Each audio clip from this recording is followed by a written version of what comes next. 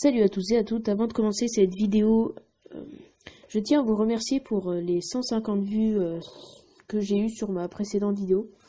Franchement, 150 vues en soi c'est pas énorme, mais c'est déjà bien, je trouve, quand on commence YouTube. Donc je tenais à vous remercier d'avoir regardé et merci à ceux qui se sont abonnés.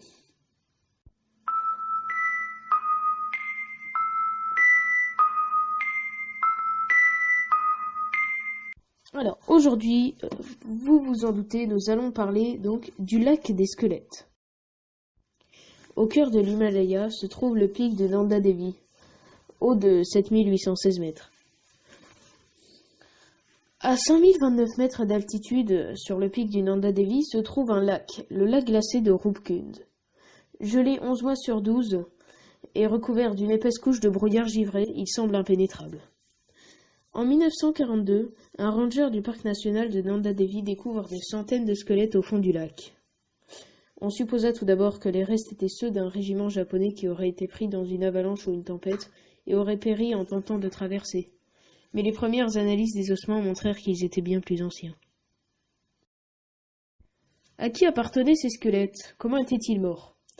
On pensa tout d'abord à un suicide collectif d'ascètes pour honorer la déesse Nanda Devi.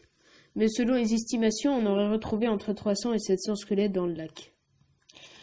On pensa ensuite que le lac aurait jadis servi de fosse commune dans laquelle on aurait jeté tous les cadavres de personnes mortes d'une épidémie quelconque pour les éloigner de personnes non contaminées. Mais en 2004, une autre étude scientifique menée au Royaume-Uni montrera que toutes les personnes dont on a trouvé les squelettes dans le lac seraient mortes en même temps aux alentours du IXe siècle. Ces ossements pourraient alors appartenir à une armée disparue ayant tenté de traverser Nanda Devi. Cependant, aucun ossement de potentielle monture, par exemple de cheval, n'a été retrouvé. On peut également noter qu'aucune arme ou armure n'a été retrouvée sur les lieux. Retour à la case départ donc. Mais toujours en 2004, une nouvelle étude démontrera que les squelettes appartenaient à deux groupes de personnes différentes.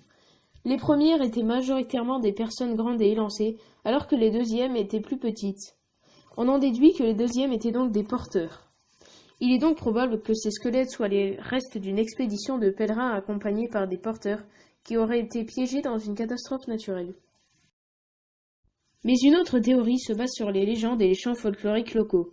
Le roi Jasdaval aurait provoqué la colère de la déesse Nanda Devi en festoyant dans la montagne. La déesse aurait alors déclenché une pluie de grêlons ayant fracassé les crânes du roi et de ses sujets. Hypothèse plausible. Les chercheurs ont remarqué que la plupart des crânes trouvés à Rupkund présentaient des fissures qui auraient pu être provoquées par de gros grêlons.